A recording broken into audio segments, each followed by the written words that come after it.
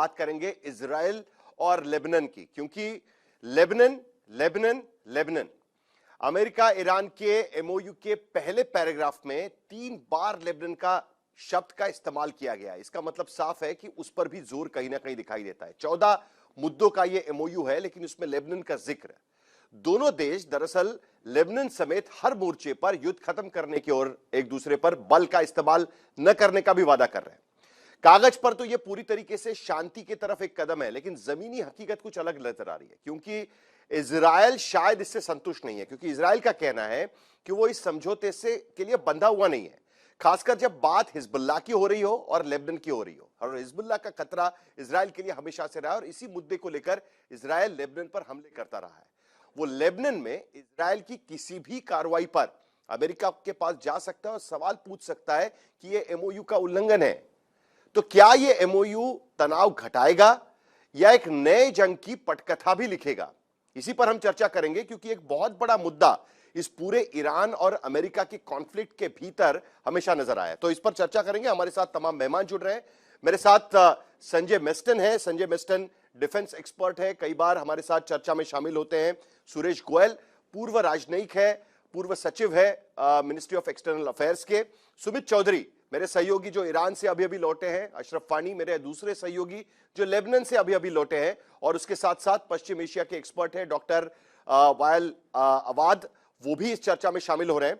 चर्चा की शुरुआत करेंगे आप ही से सुरेश गोयल जी, क्योंकि ये समझौता दिखने में तो शांति का समझौता नजर आ रहा है, लेकिन और समझौता है वैसे ही अमेरिका और ईरान के बीच में, लेकिन लेबनान का जिक्र, हिजबुल्लाह का जिक्र और जिस तरीके से इजराइल को कहा गया है कि अब यह हमला बर्दाश्त नहीं होगा, और उसके साथ साथ यह भी उसमें कहा गया है कि अगर आपको लगता है कि हिजबुल्लाह आपके सुरक्षा के लिए खतरा है तो आप उसका जवाब दे सकते हैं, लेकिन हमला नहीं होगा, आपको विड्रॉ करना पड़ेगा लेबनान से।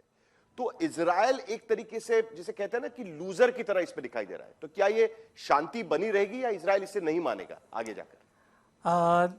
देखिए, आपने बड़ा अच्छा सवाल किया है यहाँ पर ये, क्योंकि इस सवाल में बात खाली हिजबुल्लाह की नहीं है। इस सवाल में बात यह है कि इजराइल को अपनी सिक्योरिटी के लिए क्या ज़रूरी पैरामीटर्स चाहिए।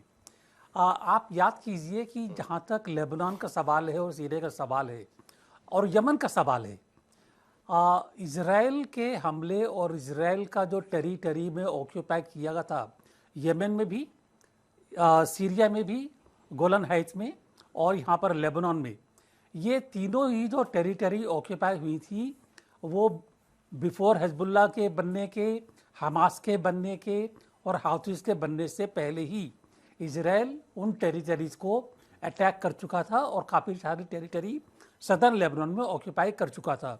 हिजबुल्लाह का क्रिएशन उसके ऑक्यूपाई होने के बाद में हुआ है, और इसकी साफ वजह यह है कि बात यहाँ पर हिजबुल्लाह हमस की उसकी नहीं है।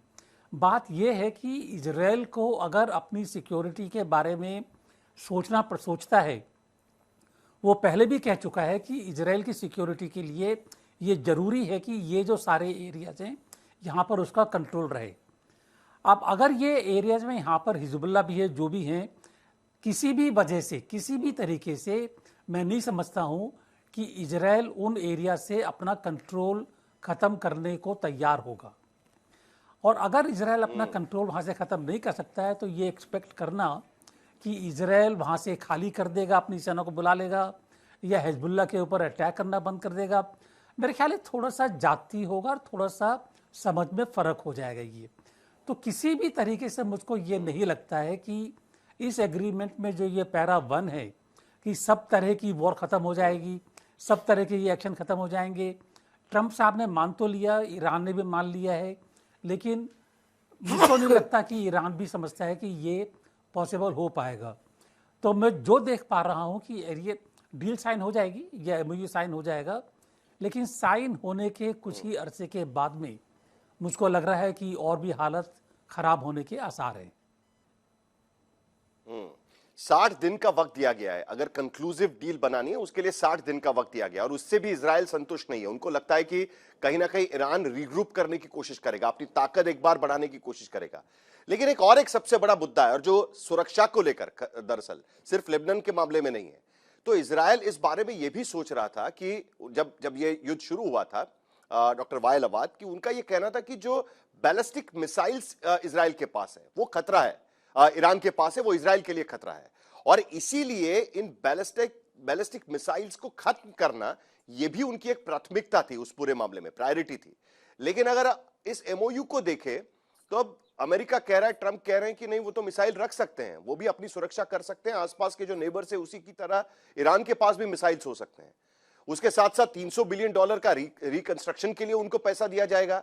उनके जो एसेट्स हैं वो भी कहा गया है अमेरिका की तरफ से कि कभी ना कभी तो हमें उन्हें वापस लौटाने पड़ेंगे, वरना हमारे पास कोई इन्वेस्ट नहीं करेगा। ये सारी बातें अगर हम उस पर नजर डालें तो इजराइल की कोई भी बात अमेरिका ने नहीं मानी है, अलग थलग पड़ गया इजराइल, और यहीं पर कहीं ना कहीं अशांति के बीज बोते हुए नजर आ रहे इस पूरे एमओयू के भीतर।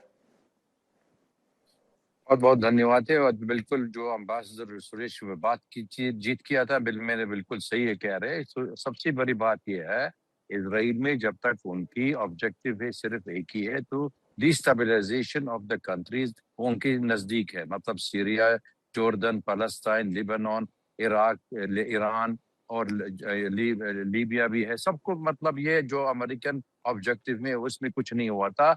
ये इस जंग में सिर्फ इलेजिटिमेट भी है, इलीगल भी है, और खुद अमेरिकन में खुद उन्होंने is not an American war. ये सबसे बड़ी बात ये। और दूसरी बात ये, ऑब्जेक्टिव किस चीज के लिए तो अभी ये जंग शुरू हो गया था। ऑब्जेक्टिव अगर न्यूक्लियर डील है तो अमेरिका और ईरान में बातचीत हो गया था जिनेवा में, उन्होंने दोनों का मतलब देवर क्लोज टू डील, लेकिन उन्होंने ब्रेक थ्रू भी किया था। जो मंत्री का वो ओमान का मंत्री के कहते, और वो यूके वाले के जो नेशनल सिक्योरिटी एडवाइजर खुद बताया था ये हमको, इसके मतलब देवर टू क्लोज टू डील, और अमेरिकन और इजराइल में ये जंग शुरू हो गया था। इसलिए इजराइल के प्रधानमंत्री में नेतन्याहू मांग रहे, ये तो अमेरिकन राष्ट्रपति है, उसके साथ ही है ये जंग शुरू करना चाहते हैं। इसलिए आज का जो 14 पॉइंट में लिखा है उसकी बात भी नहीं करता। इजराइल का इंटेंशन एक रीजनल पावर तोड़ने के लिए तैयारी है, निकालने के लिए ईरान के लिए, वो तो नहीं हुआ था।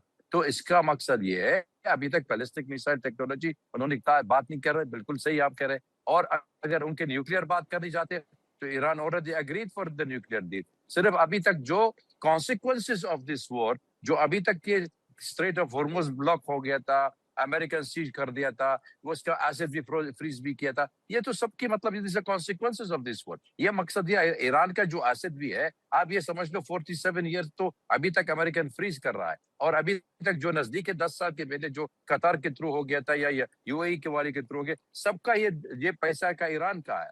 लेकिन इजराइल नहीं मांग रही ये जंग रुकने के लिए तैयार है, क्योंकि अगर वो प्रधानमंत्री के लिए उसका पॉलिटिकल कैरियर बंद हो जाएगी। आज तक सारी दुनिया मालूम हो गया था, पर नेतन्याहू खुद ये कह रहे हैं अमेरिकन के लिए, वो इसके लिए राइट विंग वाला शुरू किया था पॉलिटिशियन में, सबको मतलब अपोज करना चाहते। He wanted this deal to be broke and he does not want to sign any deal with Iran, क्योंकि उनका ऑब्जेक्टिव अभी अचीव नहीं किया। ये बड़ी दिलचस्प बात आप कह रहे हैं, क्योंकि डोमेस्टिक पॉलिटिक्स भी कहीं ना कहीं इस युद्ध में शामिल था।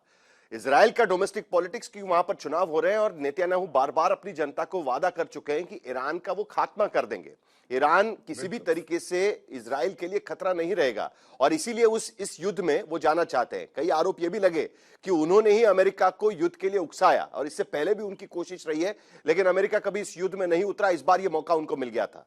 तो मेजर जनरल संजय मेस्टन, आज की स्थिति में जब इजराइल अलग थलग पड़ा हुआ है, वो कितनी बात मान लेगा अमेरिका की, क्योंकि ये आखिरकार ये जो एमओयू है वो तो अमेरिका और ईरान के बीच में है।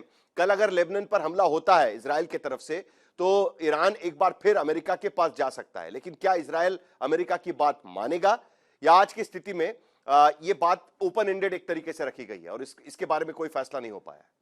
देखिए साहिल, मेरे को लगता है ये बात ओपन एंडेड ही रहेगी। कारण यह है कि देखिए अभी जिस प्रकार बातचीत हुई है, इसमें कई स्टेक होल्डर्स है। पहली बात तो एक सबसे बड़ा स्टेक होल्डर है यूनाइटेड स्टेट्स, ईरान, उसके बाद इजराइल, फिर गल्फ स्टेट्स है, वो भी सारे स्टेक होल्डर्स हैं। ये सिर्फ डील जो हुई है वो अमेरिका और ईरान के बीच में हुई है, और किसने कराई है? पाकिस्तान, और बाद में कतार ने भी अपना उस पर रोल निभाया है। सवाल ये उठता है कि जब कोई डील होती है तो पहली बात तो सब स्टेक होल्डर्स को ऑन बोर्ड लिया जाता है।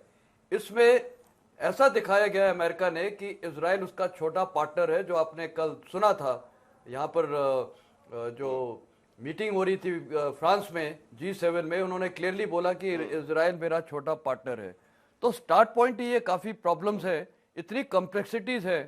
तो ये मेरे को लगता है जो एक कॉम्प्रीहेंसिव डिस्कशन होने चाहिए वो नहीं हुए। प्रेसिडेंट ट्रंप बहुत जल्दी में थे, खासकर उनके सामने ये G7 समिट थी, उनका खुद का बर्थडे था जो अभी निकला है, उसी दिन उन्होंने ये डील का अनाउंस किया था, और अभी 4 जुलाई की सेलिब्रेशंस है। तो ये सब देखते हुए उनके लिए ये बहुत ही एक बहुत जल्दी से इन्होंने ये डील साइन करा दी है। उन्होंने इसका पूरा परिणाम भी नहीं सोचा है कि ये इजराइल के ऊपर क्या, इजराइल इसको कैसे लेगा। तो अब ये मैं इसलिए बोलूंगा ये ओपन एंडेड है। सुमित हमारे साथ में है। सुमित, आप ईरान में थे, ईरान में इस बात को लेकर क्या बात बनी हुई है? क्योंकि एक बात तो साफ है कि इसमें ईरान ने यह भी कहा जाता है कि इस डील का सबसे बड़ा फायदा ईरान को होगा, क्योंकि उनका कुछ खो नहीं रहा है इसमें। तो आज की स्थिति में ईरान इसको किस तरीके से देखेगा, और क्या सिर्फ एमओयू में है, इसके लिए ये मान लेगा ईरान कि ठीक है लेबनान सुरक्षित रहेगा उसमें, क्योंकि उसका जिक्र ईरान की तरफ से बार बार किया जा रहा था, या अभी भी उनके मन में संदेह होगा कि इजराइल इस बात को नहीं मानेगा? साहिल, एक चीज बहुत क्लियर है, पिछले 4 दशकों से 5 दशकों से अमेरिका, ईरान और खासतौर पे इजराइल के बीच में जो अदावत चलती आ रही थी, उसमें हमेशा कोशिश की गई कि देखिए ईरान पर सैंक्शंस लगाकर उसे कमजोर किया जाए, उस पर रिस्ट्रिक्शंस की जाए। लेकिन इस पूरे कन्फ्लिक्ट ने 109 दिनों के अंदर ईरान को एक पूरे रीजन की सुपर पावर बना दिया है। वो इसलिए क्योंकि स्टेट ऑफ हॉर्मुज एक ऐसा प्रेशर पॉइंट ईरान के हाथ में आ चुका है, जब मर्जी, इस एमओयू को छोड़िए, ईरान जब चाहे 24 घंटे में दोबारा से चीजों को रोक सकता है, और उसमें फिर अमेरिका को या मिडिल ईस्ट के देशों को उनकी माननी पड़ेगी। अभी हो क्या रहा है कि अब तक जो सारे मिडिल ईस्ट के देश से वो अमेरिका से एक प्रेशर पॉइंट क्रिएट करवाते थे और ईरान से शर्तें मनवाते थे, लेकिन अब क्या हो रहा है? अब वो सारे के सारे मिडिल ईस्ट के देश जो हैं वो ईरान से सीधे संपर्क करना चाहते हैं, अपने रिलेशनशिप को ठीक करना चाहते हैं। दूसरा सबसे इंपॉर्टेंट एस्पेक्ट कि लेबनान की आपने बात करें, लेबनान पर पूरी कोशिश थी, आपको याद होगा कि ये जंग जो है वो किसी अमेरिका और ईरान के बीच में नहीं थी, ये इजराइल की तरफ से शुरुआत की गई थी कि इजराइल ने लगातार हिजबुल्लाह पर अटैक करने शुरू किए, क्योंकि गाजा के ऑपरेशन के बाद उसे लगा कि खतरा हिजबुल्लाह की तरफ से भी बढ़ रहा है। फिर उसने ईरान पर भी अटैक कर दिया और बढ़ते बढ़ते दायरा पूरे मिडिल ईस्ट में फैल गया। तो अभी अगर आप मौजूदा हालात में देखें तो आपको समझ में आएगा कि देखिए ईरान के लिए अब ये रास्ता बहुत क्लियर हो गया है, ये कॉन्फिडेंस उसने पैदा कर दिया है हिजबुल्लाह, हमास सबके अंदर, कि वही सुपर पावर है, वही अमेरिका से लड़ सकता है, और शायद ईरान भी यही सी कोशिश में लगा हुआ था। अब मौजूदा हालातों में अगर आप देखें कि भले ही इस एमओयू के अंदर सारी की सारी शर्तें अभी भी ईरान के फेवर में है, लेकिन कहीं पर भी अगर हिजबुल्लाह के ऊपर बड़े अटैक्स किए जाएंगे, अगर कहीं से भी उसके प्रॉक्सीज को नुकसान पहुंचाया जाएगा, उसके फाइनेंशियल इंटरेस्ट को साइडलाइन किया जाएगा, वो तमाम वो चीजें करेगा जो उसने 109 दिनों के अंदर की है। तो आपने ये मान के चलिए कि अमेरिका की ना सिर्फ पोजीशनिंग कमजोर हुई है, बल्कि इजराइल को लगातार, इजराइल जिस स्ट्रेटजी पर काम कर रहा था वो भी लगभग उनके नुकसान के लिए साबित हुई है 109 दिनों के बाद।